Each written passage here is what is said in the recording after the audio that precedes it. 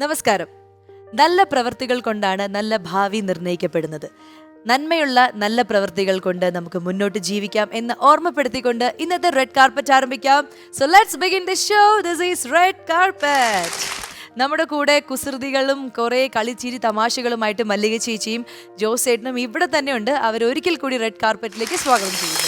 So രണ്ടുപേർക്കും ഒരിക്കൽ കൂടി റെഡ് കാർപ്പറ്റിലേക്ക് സ്വാഗതം. നമ്മൾ കുറേ വിശേഷങ്ങളൊക്കെ പറഞ്ഞു കഴിഞ്ഞു. ഇനിയും കുഞ്ഞു കുഞ്ഞു വിശേഷങ്ങൾ, കുസൃതി ചോദ്യങ്ങളൊക്കെ ഞാൻ തയ്യാറാക്കി വെച്ചിട്ടുണ്ട്. അയ്യോ, പ്രായം അതല്ലേ, ഇടയ്ക്കിടയ്ക്ക് കുസൃതി കാണിക്കണം. അതെ, അതായത് നിങ്ങൾ കാണുമ്പോൾ എനിക്ക് ഭയങ്കര കുസൃതി കുടുക്കുകളായിട്ട് തോന്നുന്നു. അങ്ങനല്ല, തിരിച്ചാ കുസൃതി കുടുക്ക ആയോണ്ടാ എല്ലാരെയും ആ വഴിക്ക് കൊടുക്കണം തോന്നുന്നത്. അതാണ്.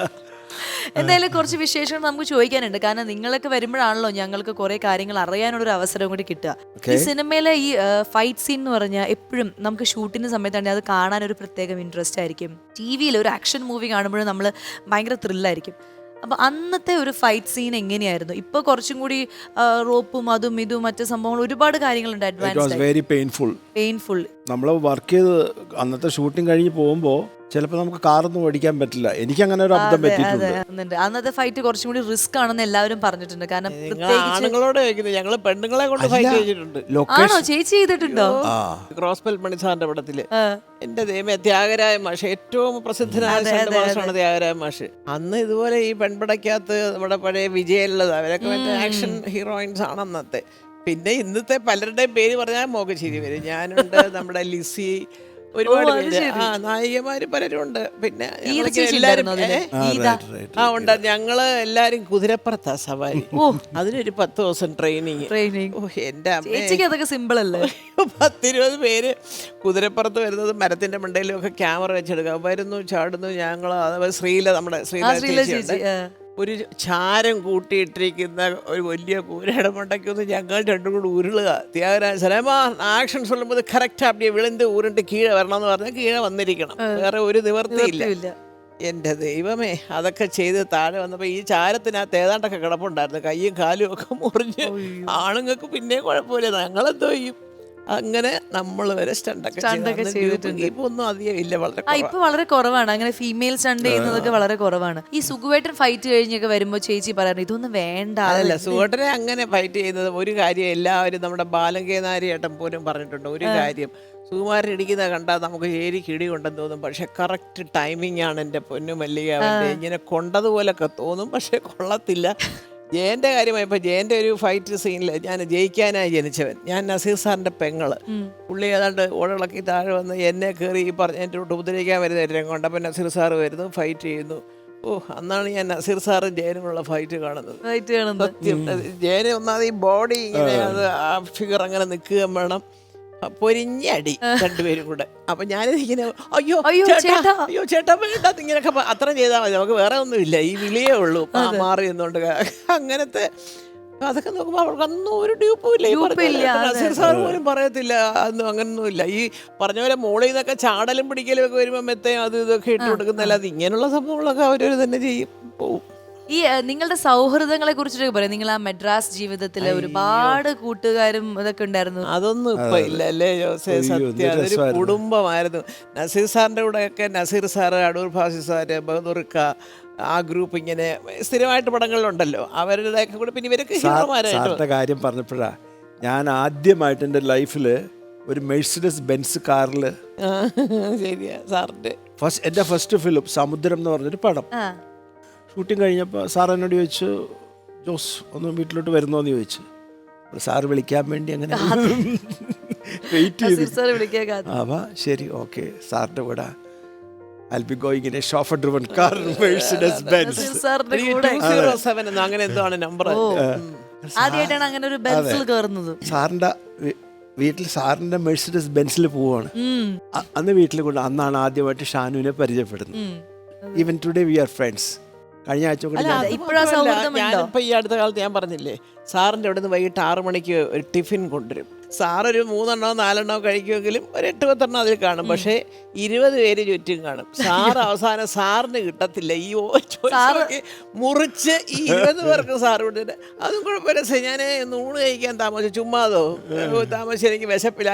എന്നാലും പിന്നെ ഞങ്ങളല്ലേ, അയ്യോ സാറേ കഷ്ടമുണ്ട്, ഒരെണ്ണം സാറ് കഴിച്ചാട്ടെന്നൊക്കെ എല്ലാവർക്കും കൊടുത്ത് എല്ലാവരും ഒന്നിച്ചിരുന്നു. അതുപോലെ ഞങ്ങൾ ഔട്ട്ഡോറൊക്കെ സേലം ഏർക്കാടൊക്കെ പോകുമ്പോൾ അങ്ങോട്ടും ഇങ്ങോട്ടും പെണ്ണുങ്ങൾ വിളിക്കും, മല്ലിക നീ വല്ലതും കഴിക്കാനുണ്ടായിക്കൊണ്ടിരിക്കുക. ഞാൻ എന്താ വേണം, അല്ല ഞാൻ ഉണ്ണിയപ്പം എടുക്കുന്നുണ്ട്. അപ്പം ഇങ്ങനെ അങ്ങോട്ടും ഇങ്ങോട്ടും ഓരോരുത്തരും അച്ചാറ് പിക്നിക്ക് പോകുന്ന പോലെയാണ്.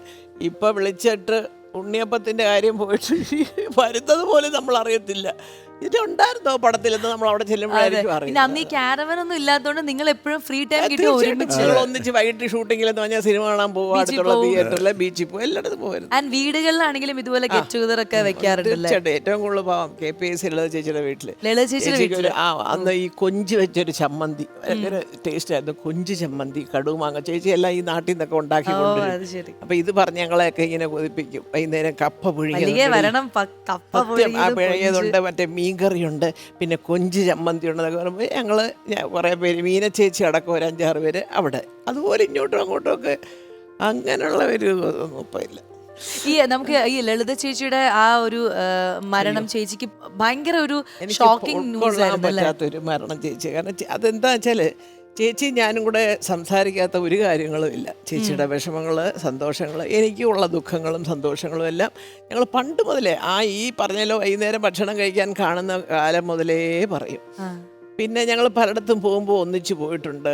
നമുക്ക് ചില കല്യാണങ്ങൾക്ക് ചില പ്രമുഖരൊക്കെ വിളിക്കുമ്പോൾ ഞങ്ങൾ ഒന്നിച്ചായിരിക്കും ഒരു മുറിയിൽ. അങ്ങനെയൊക്കെ അതെന്തോ എനിക്കറിയത്തില്ല. എനിക്ക് അതുകൊണ്ട് തന്നെ ചേച്ചിയുടെ എല്ലാ കാര്യങ്ങളും ഞാൻ കഷ്ടം, എൻ്റെ ദൈവമേ, ഈ വല്ലാതെ ക്ഷീണിച്ച ഒരു ഫോട്ടോ കണ്ട ദിവസമാണ് ഞാൻ അവസാനം ചേച്ചിയായിട്ട് സംസാരിക്കുന്നത്. പിന്നെ പെട്ടെന്ന് കൂടിയപ്പം എനിക്ക് എന്തോ എൻ്റെ കൂട്ടത്തിൽ, നമ്മുടെ കുടുംബത്തിലെ എൻ്റെ ഒരു ചേച്ചി, നമുക്ക് വളരെ വേണ്ടപ്പെട്ട ചേച്ചി പോയ പോലെ ഒരു വിഷമമായി പോയി. അത് പൃഥ്വിക്ക് മനസ്സിലായത്. രാവിലെ അവൻ പറഞ്ഞ അമ്മ ഒറ്റയ്ക്ക്, അവനറിയാം എനിക്ക് ലളിത ചേച്ചി വലിയ കാര്യമെന്ന്. എന്തോ പതിവില്ലാതെ മോൻ വിളിച്ചിട്ട് പറഞ്ഞു, ഇല്ല ഞാൻ പോകുമ്പോൾ അമ്മ എൻ്റെ കൂടെ വന്നാൽ മതി, അമ്മ ഒറ്റയ്ക്ക് പോകണ്ട, ഞാനിപ്പോൾ വരാൻ 10 മിനിറ്റ് എന്ന് പറഞ്ഞു. അപ്പോൾ അവനറിയാം എനിക്ക് കുറച്ചൊരു മാനസികമായിട്ടൊരു ബുദ്ധിമുട്ടുണ്ട് ചേച്ചിയുടെ ബോഡി കാണാനൊക്കെ. അത്രയും ഞങ്ങൾ തമ്മിൽ അടുപ്പമായിരുന്നു, സത്യം തന്നെ. ഇവിടെ വന്ന ഇപ്പൊ ഇതിനു മുമ്പ് വന്ന ഗസ്റ്റ്, ഇപ്പൊ സീമ ചേച്ചി ആണെങ്കിലും എല്ലാവരും പറയുന്ന ഇതാണ്, എല്ലാവരും മിസ് ചെയ്യുന്നത് ഇതാണ്, ആ ഒരു സൗഹൃദം. നമ്മൾ പറയും ഫ്രണ്ട്സ് പറയുമെങ്കിലും ഞാൻ സീമയും കൂടെ അപ്പം ഞാൻ പറയാൻ ചെയ്തെന്ന് ഞാൻ ഓഡിയൻസിനോട് പറഞ്ഞു, ശബ്ദത്തിലൂടെ തുടങ്ങിയ ബന്ധമാണ് ഇന്നും വളരെ സീമ വിളിക്കും, വലിയ ചേച്ചി എന്ന് വിളിക്കുന്ന വിളിയായിട്ടാൽ ആദ്യം കണ്ടപ്പോൾ വിളിച്ച അതേ ഒരു സത്യം. അത് ചില പലർക്കും അറിയാൻ വയ്യാത്തൊരു കാര്യമുണ്ട്. അപ്പം ഞാൻ ഈ ഇടയ്ക്ക് കളിയാക്കി ആ സെറ്റിൽ ഞാൻ ചോദിച്ചു, നിങ്ങളൊക്കെ അവളുടെ രാവുകൾ എത്ര പ്രാവശ്യം കണ്ടു? 10-15 തവണ കണ്ടു. അതിലൊരു രോമാഞ്ചപൂർവമായ ശബ്ദം കേട്ടിട്ടില്ലേ സീമയുടെ? ഉണ്ട്. അത് ഞാനാ ഡബ് ചെയ്തത്. അപ്പോൾ അത് പറഞ്ഞു പലർക്കും, യോ വലിയ ചേച്ചിയാണോ? ഞാൻ പറഞ്ഞു സീമയ്ക്ക് അവളുടെ രാവുകളിൽ തുടങ്ങി 2-3 പടം ഞാൻ ചെയ്തു. ഇടയ്ക്ക് ഒരു പടം എനിക്ക് ചെയ്യാൻ പറ്റിയില്ല, അത് സീമയ്ക്ക് വലിയ സങ്കടം. ചേച്ചി എന്തോന്ന് ചേച്ചി എന്ന് പറഞ്ഞു വീണ്ടും ഞാൻ അടവുകൾ 18 ഞാൻ ചെയ്തു. അതോടുകൂടി പിന്നെ ഡബിങ്ങേ നിർത്തി. എല്ലാം കഴിഞ്ഞ് ഇനി പെറുക്കി കെട്ടി ഇനി പോരുന്ന പരുവത്തിൽ സുഖമായിട്ട് കൊണ്ടെത്തിച്ചു. എന്തായാലും നിങ്ങളുടെ ഈ സൗഹൃദത്തിന്റെ ഈ ഒരു കഥ കേട്ടപ്പോൾ നമുക്കൊക്കെ ഒരുപാട് മിസ് ചെയ്തു, ആ കാലഘട്ടത്തിൽ ജനിച്ചിരുന്നെങ്കിൽ എന്നൊക്കെ. തീർച്ചയായിട്ടും അത് വലിയൊരു ഇതാണ് സത്യം പറഞ്ഞാൽ. അത് നിങ്ങളൊക്കെ മിസ് ചെയ്യുന്നുണ്ട്. അന്ന് അങ്ങനൊന്നുമില്ല. നസീർ സാർ മുതൽ ഇങ്ങോട്ട് വന്ന് നായികമാരും അതെ, ഷീല ചേച്ചി, ശാരദ ചേച്ചിയാണ് ഞങ്ങളൊക്കെ ഏറ്റവും കൂടുതൽ ആന്ധ്രയിൽ എന്തോന്ന് ഗോങ്കൂറ ചട്നി. എന്റെ ദൈവമേ, എന്തെല്ലാം. ശരി, അപ്പൊ ഞാൻ എന്തായാലും നിങ്ങളുടെ അടുത്ത് കുറച്ച് ചോദ്യങ്ങൾ ചോദിക്കുന്നുണ്ട്. അതായത് ചോദ്യം എന്ന് പറഞ്ഞാൽ ഇന്റർനാഷണൽ ചോദ്യങ്ങളൊന്നും അല്ല, നിങ്ങളുടെ തന്നെ റിലേറ്റ് ചെയ്ത് ഇതുപോലെ ഫ്രണ്ട്സ് അല്ലെങ്കിൽ നിങ്ങളുടെ സിനിമ അതൊക്കെ റിലേറ്റ് ചെയ്ത സിനിമ കുറച്ച് ക്വസ്റ്റ്യൻ ആണ്. എന്റെ ചെറിയ പരിധിയിലുള്ള ബ്രഹ്മാസ്ത്രങ്ങൾ ഞാൻ ചെയ്യാൻ പോവാണ്. ചെറിയ പരിധിയിൽ ബ്രഹ്മാസ്ത്രം ഒന്ന് കേട്ടോ, എന്റെ കംഫർട്ടബിൾ ആയിരുന്നു. ചേട്ടാ ഈ ചോദ്യം കേൾക്കുമ്പോൾ ചേട്ടന് ഭയങ്കര സന്തോഷം. അതേപോലെ ചോദ്യങ്ങളാണ്. നമുക്ക് ചേച്ചിയുടെ അടുത്ത് ചോദിക്കാം. അതായത് സുകുമാരൻ സാറും ജോസേട്ടനും ഒരുമിച്ച് അഭിനയിച്ച 5 ചിത്രങ്ങളുടെ പേര് പറയാൻ പറഞ്ഞ സുകുമാരൻ സാറും ജോസേട്ടനുടെ പേര് ഒരെണ്ണം അറിയാം എനിക്ക്, കാവൽമാടം അറിയാം, അങ്ങാടി അറിയാം. ഇത് രണ്ടും. പിന്നെ 5 എണ്ണത്തിന് അതൊന്ന് ആലോചിച്ച് നോക്കട്ടെ. അങ്ങാടി, കാവൽമാടം, CBI, CBI ശരി, ജാഗ്രത, അഹിംസ ഉണ്ടായിരുന്നോ? അഹിംസയിലുണ്ട്. ശരി, ഓക്കെ. ഇനി ചേട്ടനാണ് കേട്ടോ. സുകുമാരൻ ചേട്ടനിൽ ചേട്ടന് ഇഷ്ടമുള്ള 5 കാര്യങ്ങൾ. ഫ്രാങ്ക്. സത്യം കള്ളം പറയാൻ അറിഞ്ഞൂടാ, ഞാൻ പറയും. എൻ്റെ അടുത്തൊക്കെ വന്നിട്ട് ചിലപ്പോൾ ചില കാര്യങ്ങളൊക്കെ ഇമോഷണലി ഡിസ്റ്റർബ്ഡ് ആവില്ലേ, അങ്ങനെയൊക്കെ സംഭവിച്ചിട്ടുണ്ട്. അതെ, എന്തായാലും ഈ ഫ്രാങ്ക് ആയിട്ട് സംസാരിക്കുന്ന പറയുമ്പോൾ തന്നെ അതിൽ ഒരു 5 കാര്യങ്ങളുണ്ട്. സത്യസന്ധനായിരിക്കും, സ്ട്രെയിറ്റ് ഫോർവേഡ് ആയിരിക്കും, ഫ്രണ്ട്ലി ആയിരിക്കും. അപ്പൊ ഇതെല്ലാം ചേട്ടന് ഇഷ്ടമാണ്. ഓക്കെ, ഇനി ചേച്ചിയോടാണ്. പൃഥ്വിരാജും ഇന്ദ്രജിത്തും ഒരുമിച്ച് അഭിനയിച്ച 5 ചിത്രങ്ങൾ. ആദ്യമായിട്ട് ക്ലാസ്മേറ്റ്സ്, പിന്നെ അവിടുന്ന് ഇങ്ങോട്ട് വരുമ്പം അമർ അക്ബർ ആന്റണി, പിന്നെ എന്താണ് മറ്റേ ജോസ് പല്ലിശ്ശേരിയുടെ പടം നമ്മളെ സിറ്റി ഓഫ് ഗോഡ്, പിന്നെ ഡബിൾ ബാരൽ, പിന്നെ ലൂസിഫർ. അടിപൊളി, സൂപ്പർ. ഇനി ചേട്ടന്റെ അടുത്ത് ഏറ്റവും ഇഷ്ടപ്പെട്ട 5 പാട്ടുകൾ ചേട്ടന്റെ സിനിമകളിൽ തന്നെ. Of course, that's my favorite. That's my favorite. Then സംഗീതമേ. ഒന്നാമത് ഉല്ലാസപൂത്തിരി, രണ്ടാമത് സംഗീതമേ, മൂന്നാമത് ജയേന്ദ്രൻ ചേട്ടൻ പാടിയ ഒരു പാട്ടുണ്ട് മേളത്തില്, ഉന്മാദത്താളം, നാലാമത്തെ ഉഷാരത്തിലൊരു പാട്ടുണ്ട് കാശ്മീരിൽ. ഇനി 5-മത്തെ കാവൽമാടത്തിലൊരു പാട്ടുണ്ട്. ഇനി ചേച്ചിയോടാണ്. ചേച്ചിയുടെ പ്രിയപ്പെട്ട 5 ടെലിവിഷൻ പരമ്പരകൾ. അത് എന്തൊക്കെ പറഞ്ഞാലും എന്നെ നിർബന്ധിച്ചു കൊണ്ടുവന്നത് കെ രാജീവ്, പെയ്തൊഴിയാതെ. കാരണം അതിലാണ് ആദ്യമായിട്ട് തിലകൻ ചേട്ടൻ, ജയഭാരതി, ഞങ്ങൾ 3 സിനിമയിലുള്ളവര് വരുന്നത്. അവര് വലിയ നായികയും നടനും ഒക്കെ. പെയ്തൊഴിയാതെ, പൊരുത്തം, സ്ത്രീ ഒരു സാന്ത്വനം, ഒരു വ്യത്യസ്തമായ റോളായിരുന്നു എനിക്ക്. പിന്നെ ഇന്ദുമുഖി ചന്ദ്രമതി, അതിന്റെ പേരിൽ ഞാനൊരു 530 എപ്പിസോഡ് അഭിനയിച്ച് ലോകം മുഴുവനും ചന്ദ്രമതി കൊച്ചമ്മ ദുബായിൽ എന്നൊക്കെ പറഞ്ഞ് ചെന്നിറങ്ങി. പലരും വിചാരിച്ച എന്റെ പേര് ചന്ദ്രമതി എന്നാണ്. അയ്യോ, നമ്മുടെ അടുത്ത് കുറെ വിശേഷങ്ങളൊക്കെ പറഞ്ഞ് ഞങ്ങൾ ഒരുപാട് ഹാപ്പി ആയിരിക്കും നിങ്ങൾ രണ്ടുപേരും. അപ്പോൾ സത്യത്തിൽ എനിക്ക് തരാൻ വലിയ സമ്മാനങ്ങളൊന്നും എന്റെ കയ്യിലില്ല. എന്നാലും കഷ്ടം, ദാരിദ്ര്യം, വലിയ ഉടുപ്പൊക്കെ ഇട്ടിട്ട്, എന്നാലും എന്റെ കയ്യിലുള്ള ചെറിയൊരു സമ്മാനം ഞാൻ നിങ്ങൾക്ക് രണ്ടുപേർക്കും തരാം.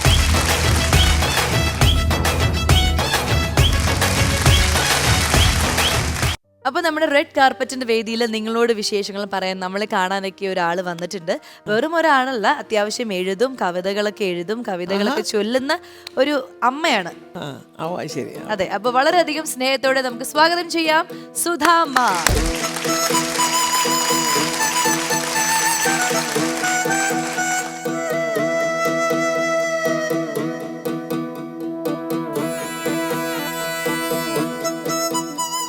ചാലക്കമ്പോളത്തിലെ പാട്ടും പാടി പണ്ട് നടന്ന രംഗ് ഇപ്പോഴും ഇരുന്നിട്ട് പറഞ്ഞോളൂ. എന്താണ് ചാലക്കമ്പോളത്തിൽ വെച്ച് നിന്നെ കണ്ടപ്പോൾ നാലണക്ക് വളയും വാങ്ങി നീ അത് കേട്ടിട്ടില്ലേ? കേട്ടിട്ടുണ്ട്. ചേച്ചി ഒരു മഞ്ഞ ഡ്രസ് ഇട്ടിട്ടല്ലേ? ഓർമ്മിക്കല്ലേ, ജയിക്കാനായി ജനിച്ചവെന്ന് പറഞ്ഞ സിനിമയില് ആ പാട്ട് സുധാമയുടെ മനസ്സിലുണ്ട്. പാട്ടുണ്ട്, ആ രംഗമുണ്ട്, വേറെ പാടാനൊന്നും അറിയത്തില്ല. പിന്നെ പറയൂ, സുധാമയുടെ വിശേഷങ്ങൾ എന്തൊക്കെയാണ്? മോളെ, എനിക്ക് ഞങ്ങൾ നന്നായിട്ടൊക്കെ ജീവിച്ചതായിരുന്നു. കവിത എഴുതുന്നൊക്കെ പറഞ്ഞ. അതെ, കവിത എഴുതും. കവിത കുറെ എഴുതിയിട്ടുണ്ട്. 500 എനിക്ക് അവിടെ നല്ല വീടില്ല, വാടക വീട്ടിലായിരുന്നു ആദ്യം താമസിച്ചോണ്ട്. നമ്മുടെ കത്രിക്കടവിൽ തന്നെ. അപ്പം പിന്നെ അന്നേരത്തിന് മഴയൊക്കെ വീണ് ഒരുപാട് നശിച്ചു പോയി. പിന്നെ ഇപ്പൊ ലാസ്റ്റ് മോഹൻലാലിനെ കുറിച്ച് എനിക്ക് വളരെ ഇഷ്ടമാണ്. ആദ്യം എഴുതി ഇങ്ങനെ: എന്നുണ്ണിക്കുട്ടനെ ഒന്ന് കാണാൻ ഈ അമ്മ എത്ര കോതിപ്പതെന്ന് പൊന്നുണ്ണിയുണ്ടോ അറിഞ്ഞിടുന്നു തെരുവോരത്തുള്ളൊരു പാൽക്കുടിയിൽ വഴി കണ്ണുമായി കൺമണി കാത്തിരിപ്പു കാഞ്ചന സിംഹാസനത്തിലേറി ഈ വഴിയൊക്കെയും പോയിടുമ്പോൾ പൊന്മുഖം ഒന്നെന്നെ കാട്ടിടേണം എല്ലും മടിക്കല്ലേ പൊന്മകന്. ലാലേട്ടനെ കുറിച്ചിട്ട്, അല്ലെങ്കിൽ ലാലേട്ടനെ 60 വയസ്സായപ്പോ അതെഴുതി. മനസ്സിൽ കുളിർക്കോരും തേന്മഴയായി മധുരമാം കലകളും പൂത്ത് മഞ്ഞിൽ വിരിഞ്ഞ ചെന്താമരപ്പൂവ് ഷഷ്ടി പൂർത്തിയായി എന്നാകിലും ഇന്നും 17 പടിയിൽ നിൽക്കുന്നു നിലാവു പോലെ മന്ദഹാസവും തൂകി നിൽക്കുന്നു. അതായത് ഭയങ്കര ഉള്ളിൽ നിന്ന് വരുന്ന. ഞങ്ങള് വൈലോപ്പള്ളി മഹാകവി വൈലോപ്പള്ളിയുടെ ഒരു 2 സെന്റ് സ്ഥലത്തോളം അവിടെ പുറംപോക്ക് കിടക്കുന്നുണ്ട്. അവിടെ ഒരു ഷെഡ് കെട്ടി 40 വർഷമായിട്ട് കട നടത്തുമായിരുന്നു. അപ്പോൾ എനിക്ക് വീട് വാങ്ങാൻ പറ്റിയില്ല. ഇവിടെ വില കുറഞ്ഞ സമയത്ത് എൻ്റെ ഭർത്താവ് ശ്രമിച്ചില്ല, അപ്പം പറ്റിയില്ല. പിന്നീട് ഭർത്താവിന് കരളിന് അസുഖമായി, വണ്ടി ആക്സിഡൻറ്റ്, കൈയൊക്കെ ഒടിഞ്ഞു, ആകെ അധോഗതിയിലായിപ്പോയി ജീവിതം. അങ്ങനെ വാടക കൊടുക്കാൻ നിവർത്തിയില്ലാതെ വന്നപ്പോൾ ആ ഷെഡിലാണ് ഞാൻ താമസിക്കുന്നത്. അവിടെ താമസിച്ചുകൊണ്ടാണോ ഈ കവിതയൊക്കെ എഴുതിയത്? 5ാം ക്ലാസ്സിൽ പഠിക്കുമ്പോൾ ആദ്യമായിട്ട് എൻ്റെ അനിയത്തിക്കുട്ടി മരിച്ചു. 10 മാസം പ്രായമുള്ള. അതാണ് ആദ്യമായിട്ട് ഞാൻ എഴുതിയ കവിത. അംബിക എന്നിരുന്ന കുഞ്ഞിൻ്റെ പേരും. അംബികയെ പൊന്മകളെ അമ്മയെ കണ്ടുറന്നൊന്നു നോക്കൂ, അമ്മിഞ്ഞ പാലു വേണ്ടേ നിനക്കിന്നിത്രയ്ക്കുറക്കമെന്തേ, അച്ഛനും ചേച്ചിയും നിൻ ചാരത്തിരുന്നു കരഞ്ഞിടുന്നു, കാൺമതില്ലേ മകളെ അമ്മയെ കണ്ടുറന്നൊന്നു നോക്കൂ, എന്നും എന്നോ മലാളെ കുളിപ്പിച്ചു തൊട്ടിയിൽ ഞാൻ ഉറക്കും, ഇന്നെൻ്റെ പൈതലിനെ കുളിപ്പിച്ചു പെട്ടിയിലാണ് ഉറക്കം. അന്ന് ഞാൻ എഴുതിയത്. അപ്പൊ അമ്മ മോഹൻലാലിന് അറിയാവോ അമ്മ ഇങ്ങനെ കവിതയൊക്കെ എഴുതിയിട്ടുണ്ടെന്ന്? അയ്യോളോ, മോഹൻലാലിനെ നേരിട്ട് ഞാൻ കണ്ടിട്ടില്ല. അതുകൊണ്ട് അമ്മയുടെ വലിയൊരു ആഗ്രഹമാണ്. കത്തിരിക്കടയിൽ താമസിച്ചിട്ട് ഇതുവരെ അവിടെ കണ്ടിട്ടില്ല. സ്റ്റുഡിയോ ഉണ്ട്, അവിടേക്ക് വരുമെന്ന് പറയുന്നുണ്ട്. ആ സമയം നമ്മൾ അറിയുന്നില്ല, ഞാൻ കണ്ടിട്ടുമില്ല ഇതുവരെ, അടുത്ത് കണ്ടിട്ടില്ല. മോഹൻലാലിനെ എനിക്ക് ഇഷ്ടമാണ്. ഇത്രയും കവിതകൾ അതേസമയം പൃഥ്വിനെയൊക്കെ അവരൊന്ന് കാറിന് പോകുന്ന ഞാൻ കണ്ടു. എനിക്ക് മമ്മൂട്ടി പോകുന്നവരെ കണ്ടു. എല്ലാരും കാറിന് പോകുന്നത് ഇങ്ങനെ കാണുന്നു. കൂടെ ഭർത്താവ് മാത്രമേ ഉള്ളൂ, അത്രേ ഉള്ളൂ. മക്കളൊന്നും? ഒരു മകനുണ്ട് എനിക്ക്. അവര് ഓട്ടോറിക്ഷയാണ് വണ്ടി ഓടിക്കുന്നത്. ഈ പിന്നെ എന്തോ സ്പെഷ്യലായിട്ട് നടത്തുന്ന ഒരു സ്കൂളിലെ പിള്ളേരാണ്. അപ്പം അവർക്ക് നല്ല പൈസ അന്ന് കിട്ടുമായിരുന്നു. ഇപ്പം ഈ കൊറോണ വന്നോട് അപ്പോൾ ഒരു വീട് ലോണായിട്ട് അവർ എടുത്തിട്ടുണ്ട്. വരാപ്പുഴയാണ്. പക്ഷെ എനിക്ക് ഇഷ്ടമല്ല അവിടെ താമസിക്കാൻ പോകാൻ. എന്തിനാ? അമ്മയ്ക്ക് കഷ്ടപ്പെടാനുള്ള ആരോഗ്യം ദൈവം തന്നിട്ടുണ്ട്. ചുമ്മാ കൂടെ പോയി അതാണ് എന്റെ ആഗ്രഹം. അതല്ല അമ്മ, ഞങ്ങളൊക്കെ അങ്ങനെ. അതുകൊണ്ടല്ല, മക്കളെയൊക്കെ വരട്ടെ, കാണാം, അങ്ങോട്ട് പോവാം, ഇങ്ങോട്ട് വരട്ടെ. എന്തെങ്കിലും കയ്യിലുണ്ടെങ്കിൽ അവർക്ക് കൊടുത്ത് സഹായിക്കാം. അത്രയും ഞാൻ അല്ല, ആഗ്രഹിക്കുന്നു. ഞാനങ്ങനെയല്ല, ഇങ്ങോട്ട് തരാനാ പറഞ്ഞത്. ഇതൊരു വലിയ അത്ഭുതമാണ്. ഇത്രയും കവിതകള് മോഹൻലാലിനെ. അല്ല, മോഹൻലാൽ അങ്ങനെയല്ല കേട്ടോ. ഇനിയിപ്പോ അങ്ങോട്ട് വരാൻ പറ്റിയില്ലെങ്കിൽ ആരെങ്കിലും ഒന്ന് അന്വേഷിക്കുക, എന്താ സംബന്ധിച്ച് ആരെങ്കിലും പറഞ്ഞ് അങ്ങനെയൊക്കെ ചെയ്യാനുള്ള ഒരു വലിയ മനസ്സുള്ള ഒരു വ്യക്തിയാണ് മോഹൻലാൽ. അത് യാതൊരു സംശയമില്ല. ഞാൻ എന്തായാലും അമ്മയുടെ കാര്യം പറയും, തീർച്ചയായിട്ടും പറയും. അതെ അതെ. അപ്പൊ അദ്ദേഹം വരും, അദ്ദേഹം ചേച്ചിയെ അമ്മയെ കാണും എന്നുള്ള പ്രതീക്ഷ നമുക്ക് നല്ലൊരു ശുഭപ്രതീക്ഷയോടെ തന്നെ ഞാൻ പറയും. ഈ അമ്മ ഇത്രയും കഷ്ടപ്പാടിലാണ് ഈ കവിതയൊക്കെ എഴുതിയത്. അപ്പൊ അമ്മയുടെ ഒരു ജീവിത സാഹചര്യം നമുക്ക് ഒന്ന് കാണാം. തീർച്ചയായിട്ടും ഒരു വീഡിയോ ഉണ്ട് നമുക്ക്. ശരി.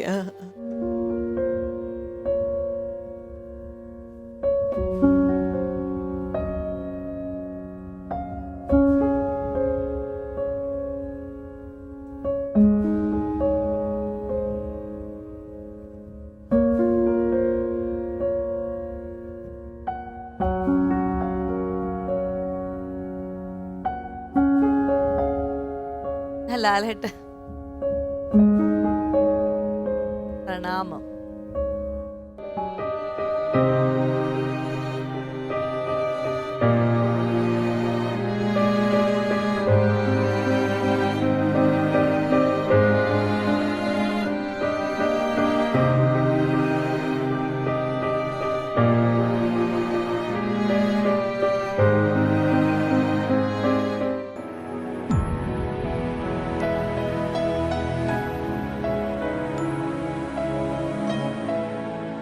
അതാണ് അമ്മയുടെ ചായക്കട. അതിനോട് ചേർന്നുള്ളതാണ് വീട്. അവിടെയാണ് ഉറങ്ങുന്നത്. അപ്പൊ ഈ സ്ഥലം അമ്മയ്ക്ക് കിട്ടിയ സ്ഥലമാണോ? കിട്ടിയതല്ല, അത് വൈലോപ്പള്ളി ഒരു സ്ഥലമാണ്. പക്ഷേ ഞാൻ ഇത്രയും നാളായിട്ട് മുഖ്യമന്ത്രി എത്രയോ പേർക്ക് വീട് കൊടുക്കുന്നു, അതുപോലെ എനിക്ക് ആരും തരാറില്ല.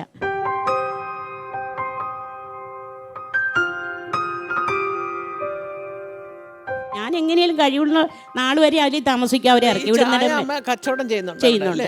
ഇത്രയും കഷ്ടപ്പാടിൽ നിൽക്കുമ്പോഴും അമ്മ ഭയങ്കര പോസിറ്റീവായിട്ടാണ് സംസാരിക്കുന്നതും ജീവിതത്തെ കാണുന്നതും. അത് എനിക്ക് അങ്ങനെയോ മോളെ, എനിക്ക് ഒരു ഇതുമില്ല. എനിക്ക് വീടില്ലല്ലോ, എനിക്കൊരു വീട് ദൈവമേ അവിടെ നിന്ന് ഇറക്കി വിടുമ്പോൾ എവിടെ കിടക്കുമെന്ന് മാത്രമേ ഉള്ളൂ.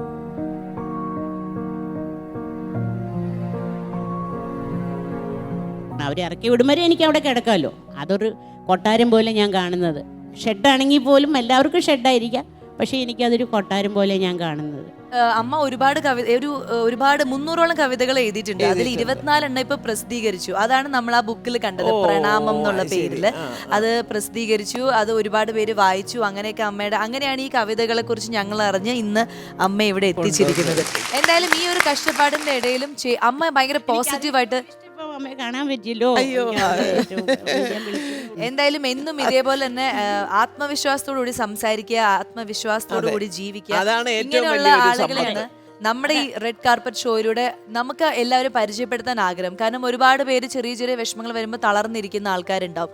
അവർക്ക് അമ്മ എന്തായാലും ഒരു പ്രചോദനമായിരിക്കും. കഴിയുന്നത്രയും കാലം സന്തോഷമായിട്ട് കഴിയുക. അതെ, എന്തായാലും അമ്മയുടെ എല്ലാ ആഗ്രഹവും സാധിക്കട്ടെ. തീർച്ചയായിട്ടും ഞങ്ങളുടെ ഈ റെഡ് കാർപ്പറ്റ് വഴി എന്തെങ്കിലും ഒരു മാറ്റം അമ്മയുടെ ജീവിതത്തിൽ സംഭവിക്കട്ടെ എന്ന് ഞങ്ങൾ ആത്മാർത്ഥമായിട്ട് പ്രാർത്ഥിക്കുന്നു. നമുക്കൊരു ചെറിയ ഒരു സ്നേഹാദരവ് അമ്മയ്ക്ക് കൊടുക്കാം. അതെ അതെ.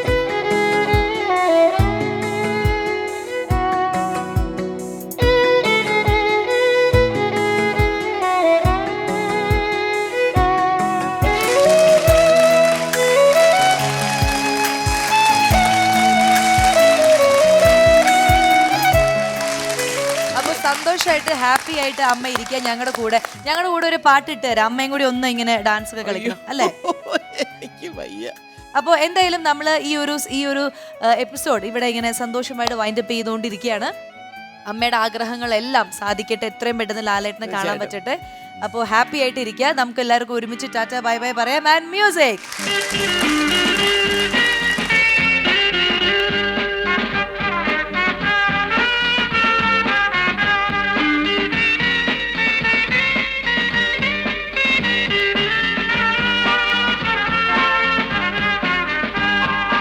ഉല്ലാസപ്പൂത്തിരികൾ കണ്ണിലണിഞ്ഞവളെ, ഉന്മാദത്തേനലകൾ ചുണ്ടിലണിഞ്ഞവളെ, രാഗം നീയല്ലേ, താളം നീയല്ലേ, എന്നാത്മസംഗീത ശില്പം നീയല്ലേ.